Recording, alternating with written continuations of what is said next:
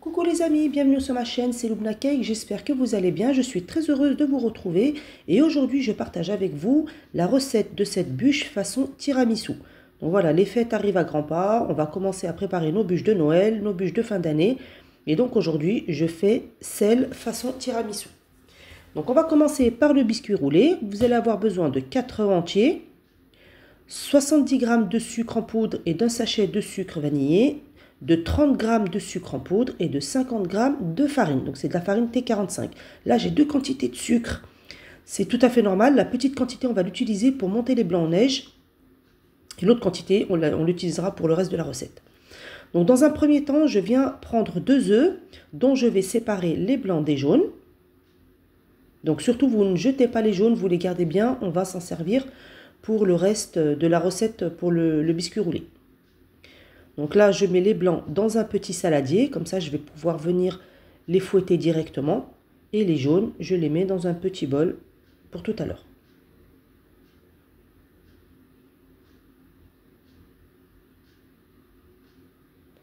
Voilà, donc là je vais commencer à l'aide d'un batteur. Je commence à fouetter mes blancs. Donc je ne vais pas mettre le sucre tout de suite. Vous commencez à fouetter les blancs et lorsqu'ils commencent à bien mousser, on va pouvoir incorporer le sucre en 2 fois. Donc là, j'ai utilisé la petite quantité de sucre, donc les 30 g. Donc là, mes blancs ont bien moussé. J'arrête le batteur et j'incorpore la moitié du sucre. Donc vous allez l'incorporer en 2 fois. Vous allez continuer de fouetter et au fur et à mesure que vous fouettez, vous allez augmenter la vitesse du batteur petit à petit jusqu'à atteindre la vitesse maximum. Donc là, je continue de bien fouetter. Vous voyez que les blancs commencent à bien blanchir et ils deviennent de plus en plus fermes. Lorsqu'ils seront assez fermes, on va mettre la deuxième quantité de sucre et ensuite on va serrer les blancs, c'est-à-dire on va terminer de les fouetter pour qu'ils soient bien fermes. Donc là, vous voyez, mes blancs commencent déjà à bien se tenir. Donc j'ai rajouté la deuxième quantité de sucre et je termine de fouetter en vitesse maximum. Donc là, vous allez fouetter environ une bonne minute. Et pour vérifier si votre meringue est bonne, vous allez voir si elle forme le bec d'oiseau. Donc voilà, c'est quoi le bec d'oiseau? C'est ça. Donc une fois que vous avez ce bec d'oiseau, c'est que votre meringue est prête. Vous pouvez arrêter de fouetter. Si elle ne forme pas le bec d'oiseau, donc vous continuez de fouetter encore quelques secondes. Et ensuite, vous referez le test. Donc vous allez mettre les blancs de côté et là dans la cuve du robot, on va venir casser les 2 œufs entiers qui nous restent et les 2 jaunes qu'on a gardés tout à l'heure. Donc on met tout dans la cuve du robot. On va ajouter le sachet de sucre vanillé et le sucre en poudre. Donc là c'est les 70 g de sucre en poudre que j'utilise. Et on va fouetter tout ça pendant environ 8 minutes. Donc vous allez commencer pareil en moyenne vitesse et vous allez accélérer le batteur petit à petit jusqu'à la vitesse maximum. Et il faut que vous obteniez une jolie mousse qui va doubler de volume, qui va bien blanchir et qui va être très mousseuse. Donc voilà ce que vous devez obtenir, une jolie génoise, une jolie pâte. Donc voilà, à peu près 8 à 10 minutes. Vous commencez en vitesse moyenne et vous accélérez après en vitesse maximum jusqu'à obtenir voilà, cette belle texture bien lisse.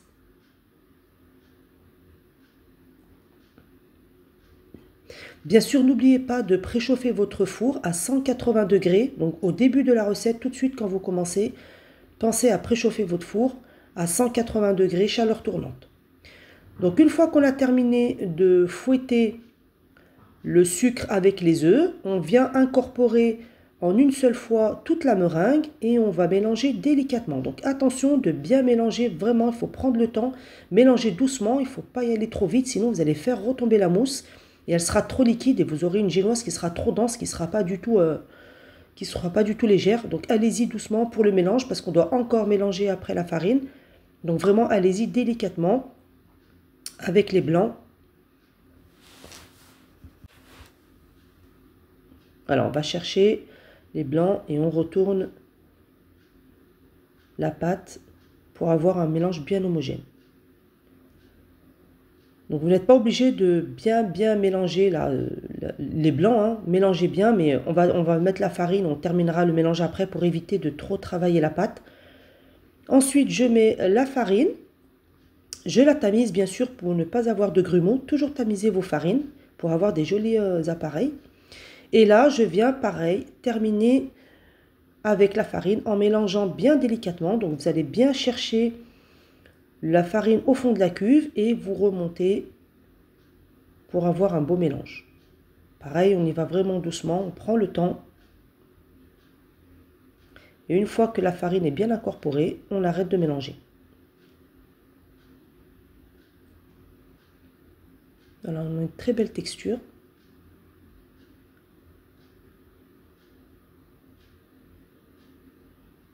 Voilà, donc là j'arrête de mélanger. Là j'ai préparé un moule, un tapis en silicone avec des bords que j'ai au préalablement beurré. Donc j'ai fait fondre du beurre et à l'aide d'un pinceau j'ai beurré mon moule en silicone. Mon moule était un petit peu grand. Honnêtement j'aurais dû mettre un moule un peu plus petit mais j'en avais pas, j'avais que celui-là. J'aurais dû utiliser une feuille de papier cuisson. Moi je vous conseille parce que au final ma plaque était un peu grande et du coup le biscuit était trop fin. Enfin, assez fin. Donc ce que j'aurais dû faire, j'aurais dû étaler ma pâte directement sur une feuille de papier cuisson. Vous mettez une plaque qui va au four, vous mettez une feuille de papier cuisson par-dessus et ensuite vous étalez votre pâte en faisant attention que ça ne déborde pas. Mais le mieux c'est ça parce que vous pouvez mieux gérer l'épaisseur de la pâte. Bon, je l'ai fait là-dedans, ça allait très bien, mais j'aurais préféré que la génoise soit un peu plus épaisse. Donc j'ai enfourné ma génoise, donc j'ai étalé ma génoise sur mon moule. Je l'ai enfourné environ entre 12 et 15 minutes, tout dépend des fours, à 180 degrés. Donc là, vous voyez, j'obtiens une jolie génoise qui a bien doré. Là, j'ai pris un torchon humide que j'ai bien mouillé. J'ai décollé les bords de ma génoise à l'aide d'un couteau. J'ai retourné ma génoise sur le torchon et je viens démouler délicatement mon biscuit. Donc si ça colle un petit peu, c'est normal. Moi, je l'ai démoulé, il est encore bien chaud. J'aurais dû attendre un petit peu, mais allez-y doucement, normalement. Ça devrait être bon. Donc voilà, je ne sais pas si on voit bien, mais la génoise est quand même assez fine. J'aurais bien aimé qu'elle soit un peu plus épaisse. Donc ensuite, on va prendre notre biscuit et on va le rouler délicatement dans le torchon humide. C'est ce qui va permettre, l'humidité du torchon et la chaleur de la génoise, c'est ce qui va permettre à votre génoise de bien se ramollir et d'être bien moelleuse. Donc une fois que vous l'avez enroulée, on va la mettre de côté et on va la laisser refroidir tranquillement. On va maintenant venir préparer le sirop. Donc pour imbiber notre génoise, on va préparer un sirop au café. Donc là j'ai un verre et demi à peu près une tasse et demie de café corsé.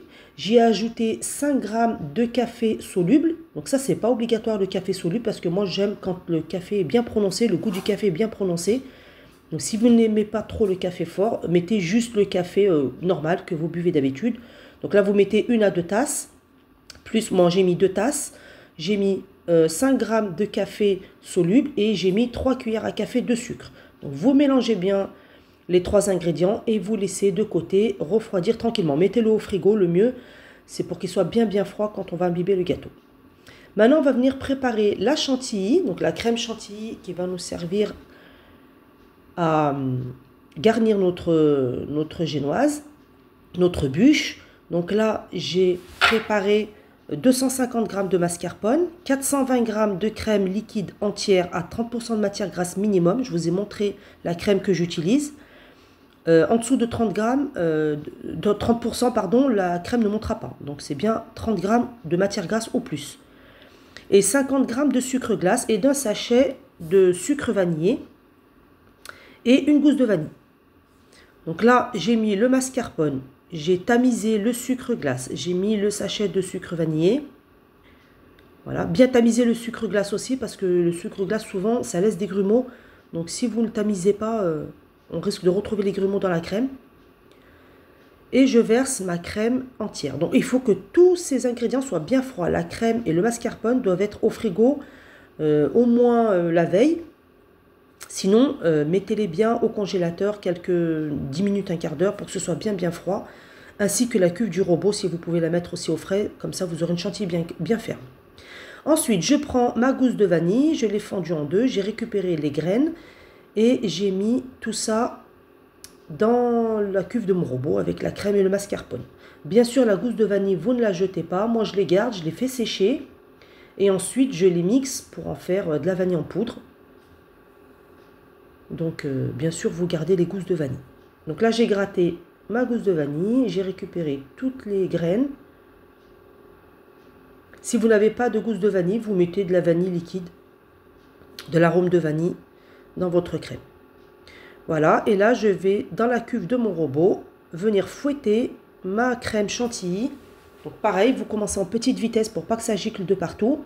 Et une fois qu'elle commence à s'épaissir, vous allez augmenter la vitesse petit à petit jusqu'à arriver à une vitesse maximum. Donc attention de ne pas trop la fouetter non plus.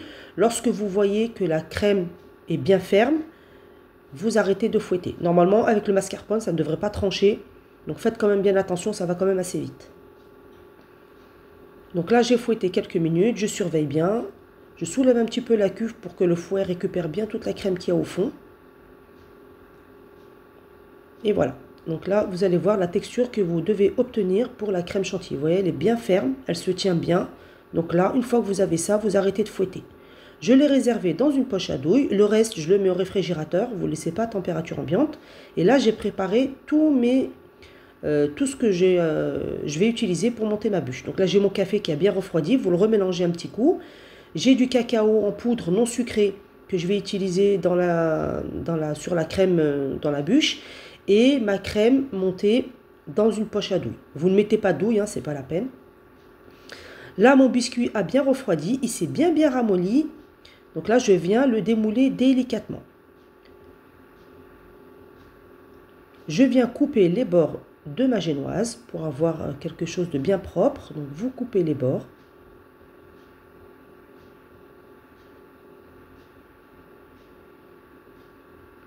C'est juste le bord du haut et le bord du bas parce qu'après, sur les côtés, de toute façon, on va les couper une fois que la bûche sera terminée pour la présentation. Là, j'ai retourné ma génoise donc sur la face du dessus, mais vous pouvez très bien laisser sur l'autre face, hein, ça ne pose pas de problème du tout. Et là, je vais venir à l'aide d'un pinceau, mélanger une dernière fois mon café et avec l'aide d'un pinceau, je vais venir imbiber ma génoise. Donc moi, j'aime bien quand c'est bien imbibé. Attention quand même de ne pas trop imbiber, surtout si votre génoise n'est pas très épaisse. Donc on imbibe délicatement à l'aide d'un pinceau, ça va tout seul. Et on va faire comme ça toute la génoise. Donc le mieux, cette bûche, c'est de la préparer la veille pour le lendemain. Ça va permettre au café, à tous les arômes de bien infuser, de bien se développer dans votre bûche. Et vous verrez que le goût, ça n'a rien à voir le lendemain. Vaut mieux la faire la veille. Comme ça, le lendemain, vous allez vraiment avoir un goût exceptionnel. Surtout le café qui va bien aromatiser la pâte. Donc le mieux, faites-la la veille si vous pouvez. Donc une fois que j'ai imbibé mon biscuit, je viens déposer la crème sur toute la surface de ma génoise. Donc moi je fais comme ça, vous n'êtes pas obligé de la mettre dans une poche à douille, hein. Vous pouvez mettre directement sur la génoise et étaler à l'aide d'une spatule ou du dos d'une cuillère. Donc c'est pas la peine d'en mettre de trop, là j'en mets déjà une bonne quantité et puis s'il faut, on en rajoutera. Sachez aussi qu'il faut garder de la crème pour masquer tout à l'heure la bûche et pour la décoration. Donc laissez-en un petit peu, mettez pas trop, ça sert à rien parce que ça va déborder sur les côtés. Donc là, mettre une bonne couche. Voilà, et puis vous rajoutez s'il y a besoin. Et on comble tous les trous. Essayez de faire une forme bien régulière. Et sur le dessus du gâteau, donc sur la partie, on va commencer à enrouler le gâteau. Je vais venir mettre 3 boudins de chantilly. Donc j'en mets un premier, j'en mets un deuxième à côté et j'en mets un troisième au-dessus, entre les deux boudins. Donc je vous laisse regarder. Là, je fais le deuxième à côté et le troisième, je vais le faire au-dessus. Voilà, entre les deux. Ça va vous permettre d'avoir une bûche bien fournie, bien garnie à l'intérieur au moment où vous allez rouler. Parce que souvent, quand on ne met pas ce boudin, lorsqu'on découpe la bûche, on se rend compte que le centre de la bûche, au milieu de la bûche, ça fait des creux, ça fait des trous et qu'elle n'est pas bien garnie au niveau de la chantilly. Donc faites bien ces boudins et vous verrez que vous aurez une jolie bûche après la découpe. Donc là, j'étale ma crème sur toute la surface. vous veillerez à bien laisser environ 2 cm du bord. Donc pas le bord où on a poché les boudins, mais l'autre bord en face. Laissez 2 cm sans crème. Comme ça, quand on va rouler la crème, ça ne débordera pas. Là, j'ai saupoudré un petit peu de cacao non sucré. C'est facultatif, vous n'êtes pas obligé. Moi, j'en ai mis. Et là, j'ai retourné donc ma bûche face à moi. Vous avez vu que les boudins, maintenant, ils sont de mon côté. Et là, je vais m'aider. Voilà, c'est là que je vous disais, le fait de mettre les boudins de crème, on va avoir déjà une bûche qui sera bien roulée, qui sera bien jolie. Et à la découpe, vous verrez que ce sera bien rempli à l'intérieur. Donc là, je me sers du papier cuisson pour commencer à enrouler ma bûche. Vous y allez délicatement. Et ensuite, je termine à la main. Donc là, c'est là que je vous disais, j'ai pas mis de la crème jusqu'au bout. Voilà, pour éviter que ça déborde quand on va l'enrouler. Une fois que vous l'avez enroulée, vous la prenez délicatement. Vous la déposez au milieu de votre feuille de papier cuisson. Et vous allez l'enrouler. Voilà, comme ceci, et on va la mettre au frais environ 1 heure. Donc là, moi, je l'ai mise 1 heure au réfrigérateur. Ça va laisser le temps à la crème de se raffermir et on travaillera le reste de la bûche plus facilement. Donc, au bout d'1 heure, je sors la bûche du réfrigérateur. Elle a bien refroidi. Et là, maintenant, on va venir masquer le dessus de la bûche et ensuite, on va faire la décoration. Donc là, j'ai démoulé ma bûche. Je vais la masquer directement sur la feuille de papier cuisson. Et là, pareil, je viens pocher de la crème en boudin un petit peu de partout. C'est pas la peine d'en mettre une couche trop épaisse. Juste qu'elle soit bien masquée, qu'on ne voit plus le biscuit. Par contre, j'ai eu un petit souci au moment quand j'ai filmé. Lorsque j'ai décoré ma bûche, mon téléphone ne filmait pas. Donc je suis désolée, vous ne verrez pas la décoration de la bûche, alors que c'est pour moi le plus important. J'ai appuyé sur la lecture du téléphone, mais j'ai pas dû appuyer assez longtemps et j'ai pas vérifié. Et je me suis rendu compte que toute la décoration n'a pas été filmée. Donc je suis vraiment désolée. Après, la décoration, c'est libre à chacun. On peut décorer comme on veut. Moi, j'avais utilisé une douille et j'avais fait comme des épis, comme des petits épis de blé, comme une tresse. Je suis désolée, j'ai pas vu que ça filmait pas, du coup je l'ai pas filmé cette partie, vraiment désolée.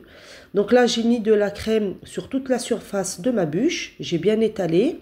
Et là je vais vous montrer une technique pour lisser facilement et rapidement la bûche. Donc là j'ai pris une bande de papier cuisson, je vais la déposer sur la bûche et comme ceci, vous voyez, vous relevez légèrement en avant et vous tirez vers vous, voilà, et ça va vous lisser la bûche très rapidement.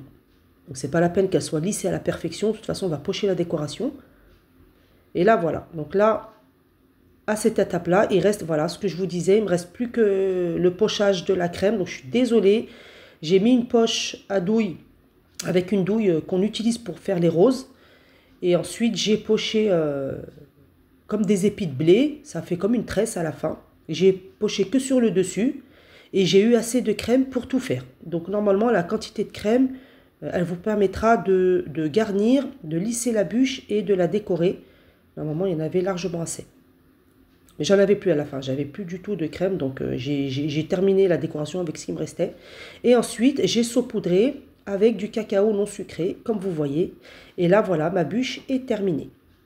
Donc là, moi, je l'ai laissée toute la nuit au frais. Couvrez-la dans une boîte si vous pouvez, c'est encore mieux. Et ensuite, voilà, j'ai coupé les bords de la bûche. Et ce que je vous disais, vous voyez qu'au milieu, la bûche est bien garnie. Il n'y a pas de trou, il n'y a pas d'espace. Il n'y a pas de creux. Donc là, c'est nickel. Voilà, donc j'espère que cette petite vidéo vous a plu. Désolée encore pour le pochage. Si elle vous a plu, n'hésitez pas à liker ma vidéo. Abonnez-vous à ma chaîne. Et moi, je vous dis à très bientôt, à très vite pour une nouvelle vidéo. Bonne fête à tous.